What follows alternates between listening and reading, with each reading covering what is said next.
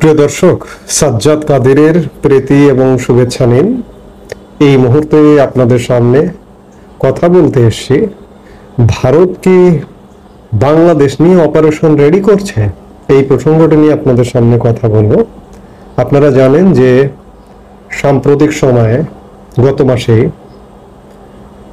পাক ভারত উত্তেজনা এবং এই চলতি মাসের শুরুতে প্রথম সপ্তাহে এক প্রকার যুদ্ধে অবস্থায় চলে গিয়েছিল। গত 7 তারিখ 7 থেকে 10 পাক ভারত যুদ্ধ হয়েছে এবং এই যুদ্ধটি, এই অপারেশনটির নাম দিয়েছিল ভারত অপারেশন সিঁদুর। এখন প্রশ্ন হচ্ছে যে অবস্থা দৃষ্টে মনে হচ্ছে যে ভারত কি বাংলাদেশকে লক্ষ্য রেখে কোনো অপারেশন রেডি রাখছে, প্রস্তুত করছে। সার্বিক অবস্থা বিশ্লেষণ করে কিন্তু সেটি মনে হচ্ছে।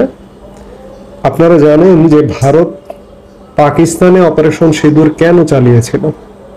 জঙ্গি ঘাঁটি গুড়িয়ে দিতে, এবং জঙ্গি ঘাঁটি গুড়িয়ে দিয়েছে।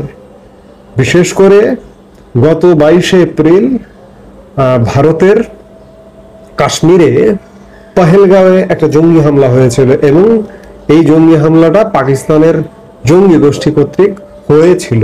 তার প্রেক্ষিতে ভারত পাকিস্তানে অপারেশন সিঁদুরের মাধ্যমে জঙ্গি ঘাঁটি গুড়িয়ে দেয়। আজকে বাংলাদেশের অবস্থাটা কিন্তু আরো ভয়াবহ। পাকিস্তানে রাষ্ট্রের ক্ষমতা বহির্ভূত জঙ্গি গোষ্ঠী, তবে রাষ্ট্রীয় পৃষ্ঠপোষকতায়, সেই জঙ্গি গোষ্ঠীকে ইঙ্গিত করে, খেয়াল করে ভারত পাকিস্তানে হামলা চালিয়েছে। কিন্তু আমি বারবার বলি যে বাংলাদেশে জঙ্গি গোষ্ঠী রীতিমতো বর্তমানে রাষ্ট্র ক্ষমতায় এবং আগামী দিনে রাষ্ট্র ক্ষমতায় আসবার সব ধরনের প্রস্তুতি চলছে এবং আসবে। এই জঙ্গি গোষ্ঠীকে যদি বিভিন্ন বাহিনী সহযোগিতা করে তাহলে আসবে। সেই জায়গা থেকে ভারত কি বাংলাদেশের দিকে অপারেশন তাক করবার প্রচেষ্টা চালাচ্ছে বা রেডি রাখছে অপারেশন? আমি এই বিষয়টা নিয়ে উদ্বিগ্ন। আমার দেশে এটা ঘটছে, ওটা ঘটছে, নানা রকম ঘটনা ঘটছে, কিন্তু বৈদেশিক বিষয়ে একটু নজর রাখা দরকার। এই জন্য আলাপটা আনবার প্রয়োজন মনে করলাম।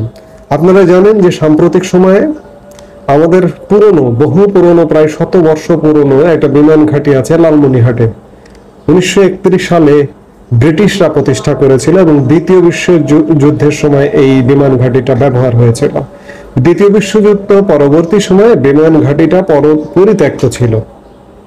এটি নতুন করে সর্বশেষ বিগত আওয়ামী লীগ সরকার 2019 সালে নতুন করে চালু করবার একটা প্রচেষ্টা নিয়েছিল। প্রচেষ্টাটা কিন্তু আওয়ামী লীগ সরকারের, কিন্তু আওয়ামী লীগ সরকার চলে যাবার পর ভারত এবং বাংলাদেশের সম্পর্কের ভয়াবহ টানাপোড়েন। এই ভয়াবহ টানাপোড়েন থেকে এই আওয়ামী লীগ সরকার যে প্রজেক্টটি কল্পনা করেছিল, চিন্তা করেছিল, সেখানে একটি Bangabandhu Sheikh Mujibur Rahman aviation and aerospace বিশ্ববিদ্যালয় এবং সেখানে একটা বিমান ঘাঁটির পরিকল্পনা করেছিল আওয়ামী লীগ সরকার। কিন্তু আওয়ামী লীগ সরকারের পরিকল্পনাটা ছিল, আওয়ামী লীগ সরকার যদি সেটি করত, ভারতের এটি মাথা ব্যথার কোনো কারণ হতো না। কিন্তু সাম্প্রতিক সময়ে আওয়ামী লীগ সরকার পতনের পরে ইউনূস সরকার যখন এটি করতে চাইছে, এবং ইউনূস সরকার নিজে শুধু নয়, এখানে চীনের উপস্থিতি লক্ষ্য করা গেছে, এখানে পাকিস্তানের উপস্থিতি লক্ষ্য করা গেছে। চীন পাকিস্তানের সহযোগিতায় এখানে বাংলাদেশ একটি বিমান ঘাঁটি করতে চাইছে। এটি কিন্তু ভারতের উদ্বেগের কারণ ঘটে গেছে ইতিমধ্যে, যার কারণে ভারত, আপনারা জানেন যে এই শিলিগুড়ি করিডোরে তারা তাদের সামরিক উপস্থিতি বাড়িয়েছে, সেখানে সামরিক মহড়া করেছে।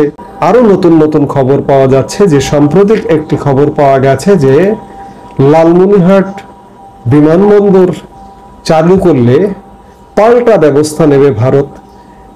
শিলিগুড়ি করিডোরে তো সামরিক উপস্থিতি বাড়িয়েছেই, সেখানে রাশিয়ান এয়ার ডিফেন্স সিস্টেম বসানো হয়েছে এবং আরো নানান কিছু।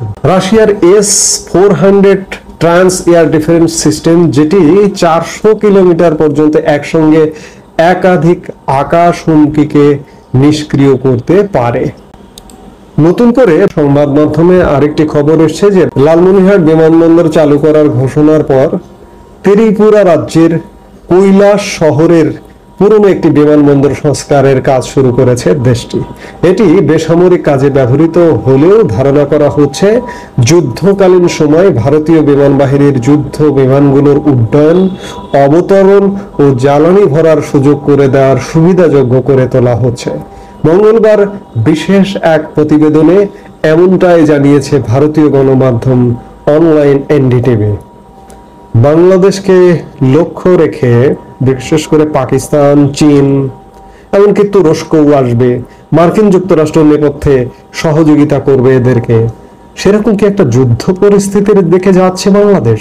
আমি আগেই যেটি বললাম যে পাকিস্তানে জঙ্গি ঘাঁটি গুড়িয়ে দিয়েছে, আর বাংলাদেশে স্বয়ং জঙ্গি গোষ্ঠী রাষ্ট্র ক্ষমতায় বসে যাচ্ছে, বসে যাবার মতো অবস্থা হয়েছে।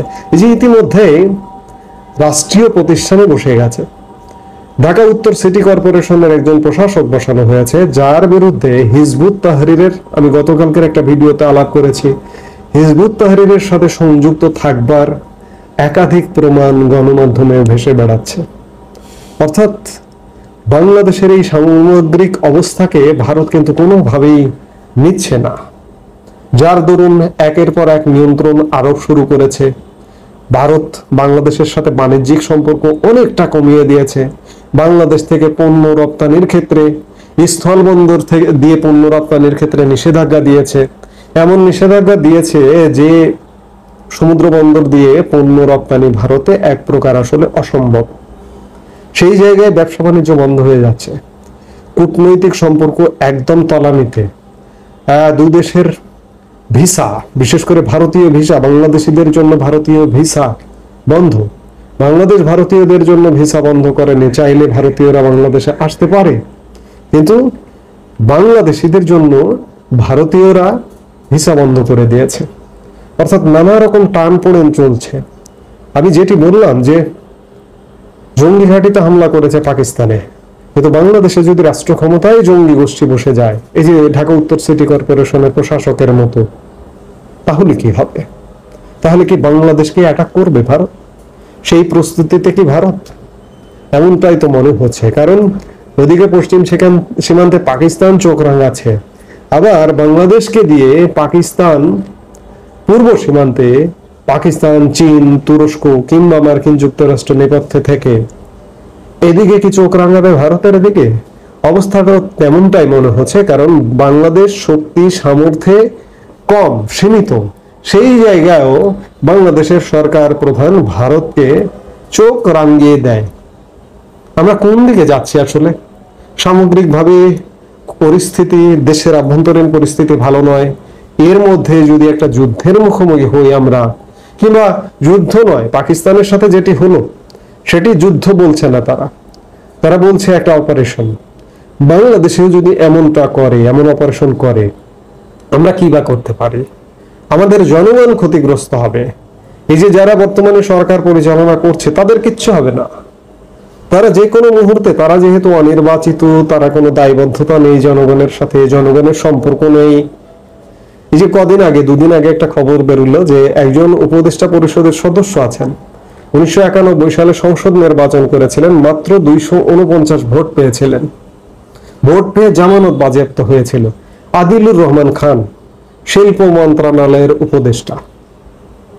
এই ধরনের উপদেষ্টারা দায়িত্ব পালন করছেন, যাদের সাথে জনগণের কোনো সম্পৃক্ততা নেই। তারা তো চলে যাবেন, তারা তো রক্ষা পেয়ে যাবেন, কিন্তু বাংলাদেশের জনগণের কি হবে, এই চিন্তাটা আমার কুড়ে কুড়ে খায়। এই অবস্থা থেকে উত্তরণ হতে হলে এই যে বর্তমানে যে একটা সাজানো গোছানো, একটা ক্রিয়েটেড, মানে অনির্বাচিত অবৈধ একটি সরকার, এই সরকারটির অবসান হয়ে একটি জনগণের সরকার যদি না আসে, বাংলাদেশ কিন্তু ভারতের সাথে ঠোকাঠুকি লাগবে, মাস্ট। ভারতীয় পরিবেশ পরিস্থিতিটা কিন্তু সেদিকেই যাচ্ছে, যথেষ্ট উদ্বেগ ছড়াচ্ছে। আসলে কখনো কখনো ভাবনাতেও কিছু কাজ করে না যে এই যে একটা অবস্থা চলছে, এই অবস্থা থেকে উত্তরণের উপায়কে, সহসা উত্তরণের কোনো উপায় দেখছি না।